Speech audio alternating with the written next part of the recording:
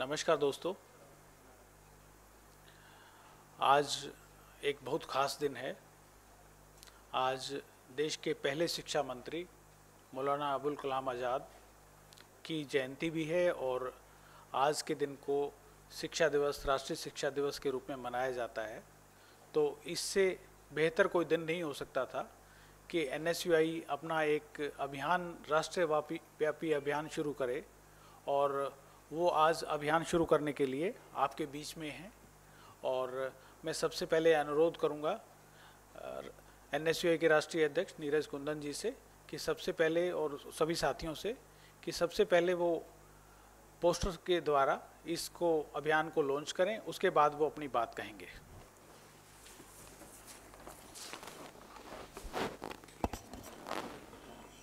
Poster के लिए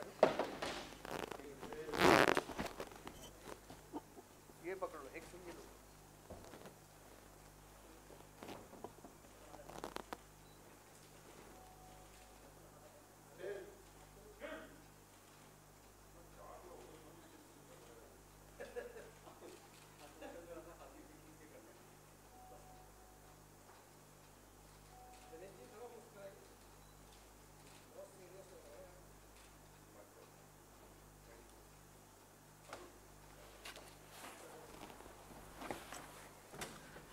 नीरज कुंदन जी अपनी बात कहेंगे। धन्यवाद। सबसे पहले मैं सभी हमारे सम्मानित मीडियागणों जी का स्वागत करना चाहूँगा आज के हमारे इस प्रेस वार्ता में। हमारे बीच में AICC सेक्रेटरी विनीत जी जो हमारे मीडिया के इंचार्ज हैं, मैं उनका भी धन्यवाद करना चाहूँगा, और हमारे बीच में NSUI के सारे साथीगण। जैसे कि आप लोगों ने अभी हमारा पोस्टर देखा और हमारे बड़े भाई साहब विनीत जी ने भी एक बड़े अच्छे तरीके से बताया कि आज से अच्छा दिन कोई, आज के दिन को हम शिक्षा दिवस के रूप में भी जो है वो माना जाता है।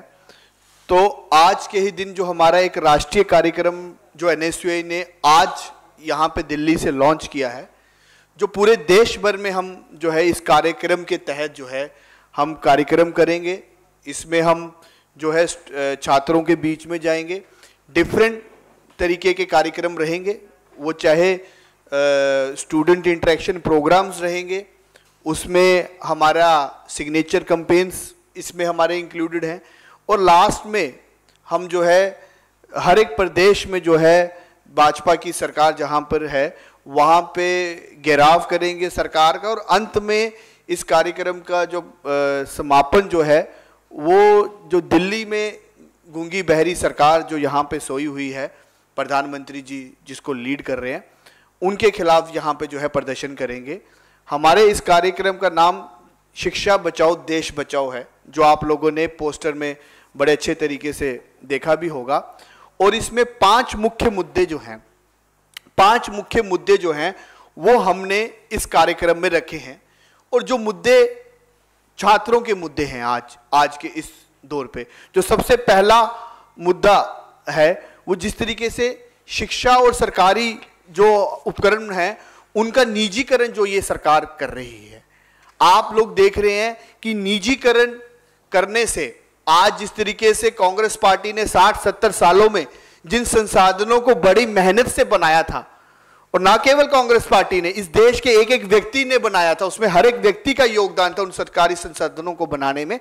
आज भाजपा की सरकार जो है वो उन्हें बेचने का काम कर रही है, और उनके बिकते ही सबसे पहला अगर असर वो किसी को पड़ेगा तो वो छात्रों को पड़ेगा। क्योंकि जब छात्र, जो आज रेलवेज को आप प्राइवेटाइज कर रहे हैं, जिस तरीके से एयर इंडिया को आप प्राइवेटाइज कर रहे हैं, तो आप छात्रों से जो है उनका जो सरकारी संसाधनों में जो एक नौकरी करने के उनकी एक अवसर था, आप उनको छीन रहे हैं, आप नौकरियों को अस्थायी कर रहे हैं। और दूसरी सबसे बड़ी बात, तीर कहीं और है, निशाना कहीं और है। इनका प्रहार जो है वो SC, ST, OBC जो छात्र हैं हमारे, जिनको संविधान ने हक दिया आरक्षण का, ये कहीं ना कहीं हमारे उन छात्रों के ऊपर आरक्षण पे जो है वो प्रहार है। तो ये हमारा मुख्य मुद्दा है। दूसरा मुख्य मुद्दा हमारा है नई शिक्षा नीति, NEP, नेशनल एजुकेशन पॉलिसी। हमारा यह मानना है कि यह न्यू एजुकेशन पॉलिसी सबसे पहले लाई कब गई, ये हम और आप सब ये जानते हैं। ये तब लाई गई जब मैं और आप, हम लोग मूल सुविधाओं के लिए दरबदर हो रहे थे। वो मूल सुविधाएं चाहे ऑक्सीजन सिलेंडर हो, वो मूल सुविधाएं चाहे कहीं पर दवाई हो, कहीं पर हॉस्पिटल में हमें एडमिशन मिल जाए। जब पूरा देश कोरोना से लड़ रहा था, जब सारे सरकारी संसाधन, सारे हमारे एजुकेशन इंस्टीट्यूशन बंद पड़े थे, बिना किसी चर्चा से, आप छोड़िए ना केवल छात्रों से चर्चा की गई, ना कहीं पे राज्यसभा में और लोकसभा में चर्चा की गई, और मैं कहूंगा कि चोरों की तरह जिस तरीके से चोर जो है रात के अंधेरे में आके चोरी करता है, उस तरीके से चोरों की तरह पिछले दरवाजे से इस नई शिक्षा नीति को लाया गया। इस नई शिक्षा नीति का हम विरोध करते हैं, क्योंकि अब आहिस्ता आहिस्ता हम लोग देख रहे हैं कि कॉलेजेस खुलने लगे हैं। ये जिस समय इन्होंने ये नई शिक्षा नीति लाई, एनएसयूआई तो उस दिन से इसका विरोध कर रही है, परंतु अब कॉलेज खुलने लगे हैं तो हम छात्रों के बीच में ये नई शिक्षा नीति भी लेकर जाएंगे, क्योंकि ये नई शिक्षा नीति जो इन्होंने लाई है उससे सीधा सीधा इन्होंने निजीकरण को फिर से बढ़ावा दिया है। और इस नई शिक्षा नीति के तहत मैं कहूंगा कि जो किसान और गरीब घर का बेटा है, उसके लिए शिक्षा लेना जो है वो असंभव हो जाएगा। तीसरा, आप लोग ने देखा होगा कि जब से इनकी सरकार आई है, इन्होंने घोटालों में एक पीएचडी सी कर ली है। जब से भारतीय जनता पार्टी की सरकार आई है, वो चाहे एसएससी का एग्जाम हो, वो चाहे नीट का एग्जाम हो, हम लोगों ने देखा है कि किस तरीके से घोटाले जो हैं इनकी सरकारों में आने में जो है वो बड़े हैं। ये हमारा तीसरा मुख्य मुद्दा है। चौथा मुख्य मुद्दा हमारा इस कार्यक्रम को लेकर है कि हम लोग चाहते हैं कि जब 2 साल हम लोग कोरोना से लड़ते रहे, हमारे कॉलेजेस और हमारे कैंपसेस बंद रहे, सब कुछ बंद रहा, तो कई एग्जाम्स छात्रों के हुए नहीं, और कई अगर हुए भी तो क्योंकि उस छात्र के घर पे कोई बीमार था या वो खुद बीमार था, तो वो परीक्षा अगर नहीं दे पाया तो कम से कम 2 साल का जो एज क्राइटेरिया में छूट है, वो चाहे यूपीएससी के एग्जाम हो या अन्य एग्जाम हो, उनमें छात्रों को मिलनी चाहिए, क्योंकि उसमें हम छात्रों की या किसी भी युवा साथी की कोई गलती नहीं थी कि कोरोना आ गया।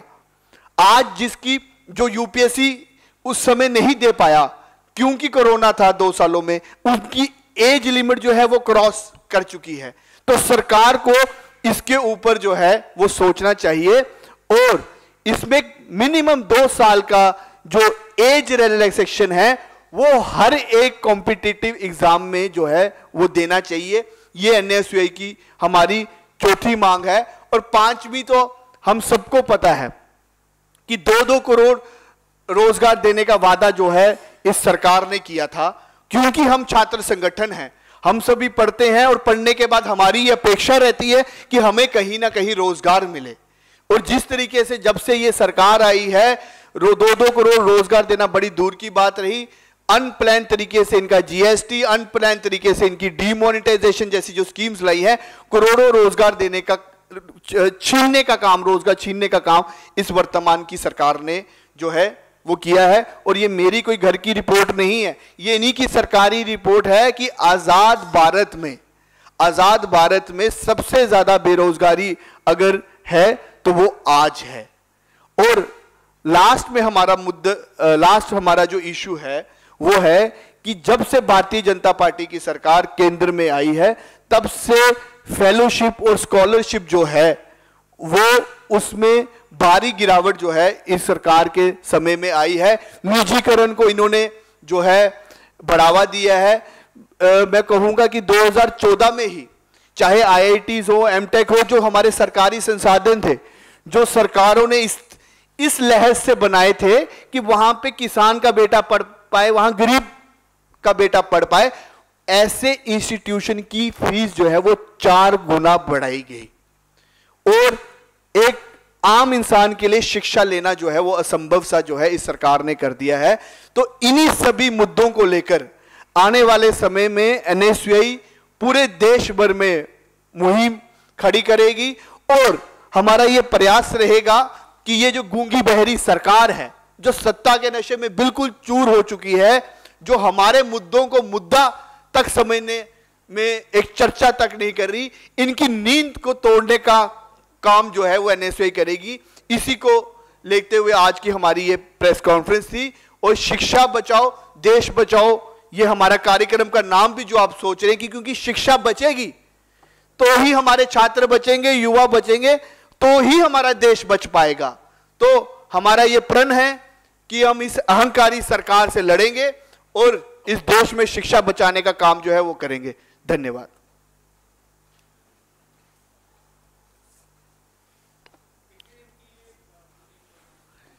सर, ये जो हमारा कार्यक्रम है ये हर एक स्टेट वाइज चलेगा।